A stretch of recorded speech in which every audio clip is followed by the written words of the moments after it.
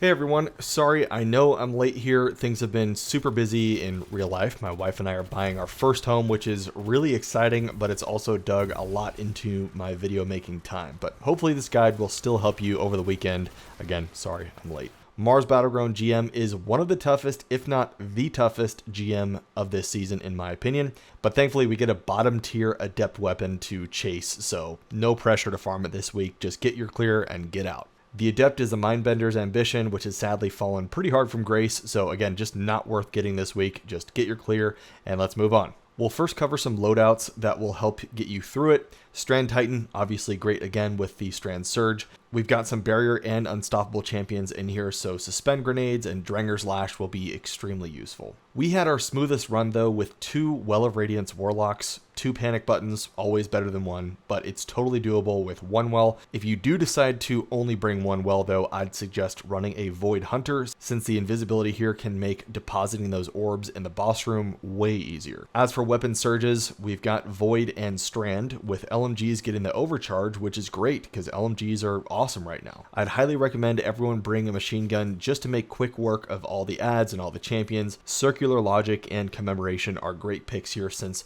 they do match that Strand and Void surge. If you've got the conditional finality shotgun from Root of Nightmares though, it is a lot of fun to use since it can really easily deal with the unstoppable champions with the intrinsic ignitions and shatter potential. But I do recommend someone bring a scout rifle just to be safe. Polaris Lance is great if you have it, or some sort of primary ammo method of dealing with unstoppable champions just in case your cooldowns aren't up. And the same goes with barrier champions, just have something that can deal with them consistently. Wishender and Arbalist are always great. But to make the boss room a bit easier, make sure the person who is taking boss aggro brings a Wither Horde. This is going to make the boss encounter really easy. It'll do safe damage over time, damage to that boss. Okay, getting to the GM, you'll kind of fight your way up this corridor, just dealing with some thrall at first. Just make your way to the A capture point, but don't spawn it in right away. You'll want to completely clear this area first to make your life way easier. Once every enemy is cleared, position yourself over here by where the Death Tongue Chorister spawns in and have someone clear out the hive stuff protecting A to spawn in the A capture point. Make sure to toss a Suspend Grenade right at that Death Tongue Chorister and all 3 of you should be able to quickly nuke it down super easily. Killing it will save you a massive amount of pain by preventing the Shrieker from being activated. Honestly, if you fail to kill the Death Tongue and that Shrieker spawns in, just start over. It's not worth the pain, trust me.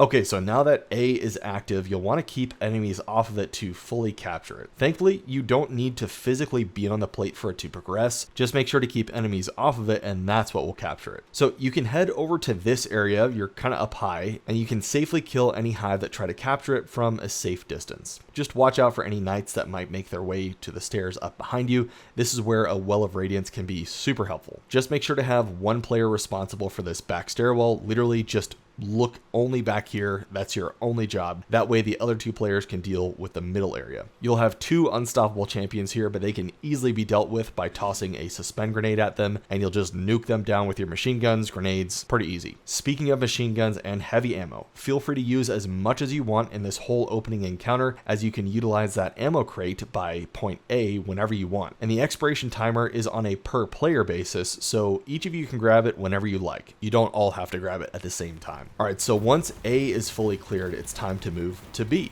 Same strategy here. Don't clear all the hive stuff off of B until the enemies are dealt with. You'll have to deal with the huge knight here. He kind of spawns in kind of by where you spawned in. So hang back to safely deal with him. He'll make his way over to B. So what we like to do is kind of wrap around to the left here where you can deal with everything from kind of a safe distance. It makes everything a lot easier since nothing will be able to spawn in behind you. So again, once everything is cleared, spawn in B and get ready for another wave. This wave contains 2 barrier champions, so make sure to save your Suspend Grenades for them if possible. This wave really isn't too bad, probably the easiest since you can easily run back to cover if needed. Like you can run as far back as you want. Again, you don't have to stand on the plate to progress it, just keep the enemies off of it and you'll be totally fine. Having 2 wells here makes this part a breeze. You'll see it, we kind of just pop it every now and then. Not too bad at all. Alright, time for plate C, which is probably the toughest plate. It's a super crowded area with only 2 corridors that enemies can kind of file down toward you, and C is right at the center of both of those corridors. Taken Knights are very lethal here with their fire blasts, so stay away from them at all costs. Make sure to have at least 1 well ready to go before initiating that wave too. You'll have a couple unstoppable champions to deal with here, so for this spot, any Strand Titans that you have, or really any supers that you have, that are damage dealing, ad clearing, use them here because it does get pretty intense. We found our best spot was right here where, again, enemies can kind of funnel up the staircase right to you, including the unstoppable champions, so watch out.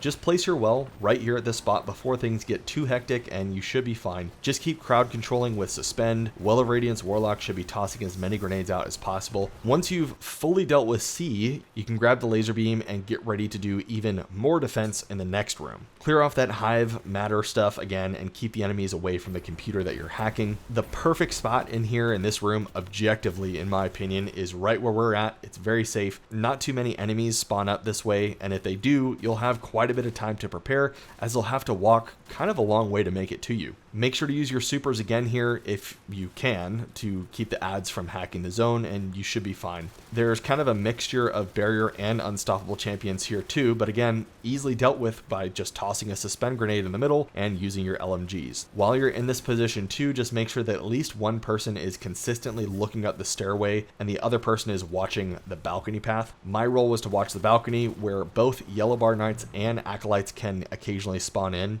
They will easily kill you even if you're inside a well if you're not careful, so just consistently be on the lookout, like never look away from there. The two players dealing with the middle area should be using any heavy ammo they've got, since there is another heavy ammo crate conveniently located right by where you will be posted up. The toughest part of this room is when the huge ogre spawns in though at about 75% done. It can deal some crazy damage to you really quickly. It will instantly kill you if you're not watching out for it. Just utilize the cover that you have on this balcony area and just kind of deal damage to it as often as you can. Prioritize safety over doing damage. That ogre will never come up to this balcony area. So I'm not going to spend too much time in this laser area, but do keep in mind that running into the laser walls is an instant kill right after that hacking fight. So no protection from them like we did in Season 19, so just be careful when running through them. Obviously avoid the tracking death lasers by standing behind the walls. Really not too difficult, and there's not really many enemies here either. You'll eventually come to this room though, where you've got to fight your way up the staircase and make it inside the Warmind room. There are two barrier champions here, but this area really isn't too bad as long as you're moving together as a team. Just kind of handle everything with your heavy ammo and you should be alright. And once that area is cleared, it's time to destroy the glyphs on the door to the boss room. In my opinion, the safest option is for two players to remain in the middle doing ad clear while the other player grabs the lasers. The players in the middle can use as much heavy ammo as they want because there's another heavy ammo crate waiting for you before the boss room.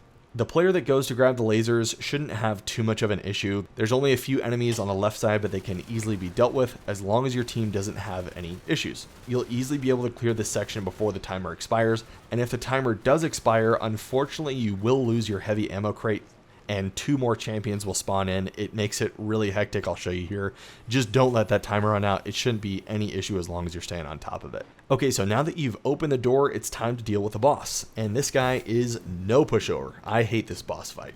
There is a cheese here. It will probably get patched, and if it is, I'll try to let you know down in the comments.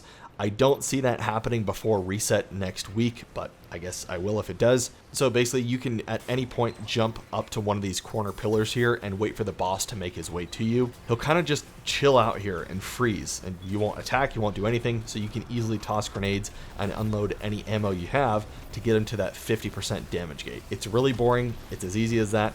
You can repeat this same step again after you deposit the orbs. We were able to do this for 30 seconds at a time and he wouldn't move at all. Very easy. You can repeat this same exact step if you want after you deposit the orbs, but there is no cheese for that, so you do have to do that legit, and that is the hardest part in my opinion. The quote-unquote real method here is to have one player do ad clear on the left side of the room, one on the right, and one player do full-time boss aggro. Once the fight starts though, you all should gather up right here, pop a well, and dish out as much burst damage as possible as a team. Just do it before he slams, as it's a one-shot kill even inside a well. After this, you'll want to break up and go into your designated spot. For the boss aggro player, I tried to get footage of this, but I just couldn't. I didn't have enough time. So what I'm doing instead is I'm showing you one of the best Destiny content creators. Perfect example. His name is Above. Go check out his channel. I'm going to include a link here, but I am taking some footage from his video because it's just so perfect. You'll pretty much jump over the boss, turn around, shoot a Wither Horde, toss a grenade if you have one, and rinse and repeat. Just keep jumping over him, avoid that slam attack, and you should be fine. He'll just kind of be in this endless loop with you, so this will make the ad clear team's job way easier by them not having to worry about running away from the knight. Do be mindful of the wizards in the middle area though. They will deal heavy damage, they're really annoying, and they can really throw off the flow of the fight if they kill even one of you. Warlocks can make pretty quick work of them with a fusion grenade and a wither horde. Just make sure to deal with them quickly, stay out of their line of sight if you can't deal with them. And pro tip, since they are red bar enemies, you can actually finish them if they're under 50% HP, even if their shield is up. And to my knowledge, these wizards will kind of continuously spawn in after around 30 to 45 seconds after they die. So I don't think you can get rid of them for good. That's just been my experience. Okay, so back to the boss. Ad clears need to be ready for once the boss reaches 75% HP, since another round of enemies will spawn in. My favorite spot to hide was all the way in the back here. No enemies can spawn in behind you, and you can use these columns to stay safe from all the wizards. Once the boss reaches 50%, this is the tough part of the fight, believe it or not. More wizards will spawn in, yellow bar knights, and one barrier and one unstoppable champion. Thankfully, the boss will be slowed at least, so he's a bit easier to evade, he's not as aggressive. If you have the ability to, make sure to clear out both champions as quickly as possible.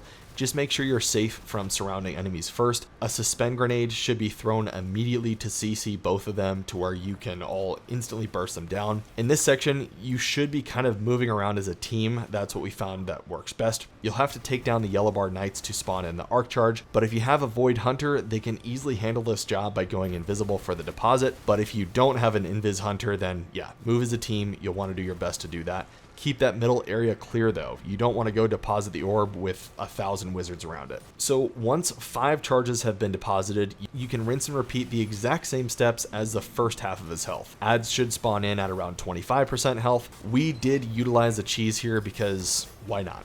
This GM can be infuriating, and if no patch is coming before the weekly reset is over, which like 99% sure we're not going to see any sort of patch, you might as well just get the clear in this week if you need to. I'm not going to judge you. I don't think anyone will. If a patch does come out in a different season though, obviously I'll make a new refresh guide with all the better weapons to use, and if any new strategies come out. Well, that is it for the Mars Battleground GM. I do think this is the toughest GM of this season for sure, so if you can do this one, you can definitely get Conqueror. Alright everyone, that is it for this one. I will see you all in the Discord or in the next video. Have a great weekend and good luck.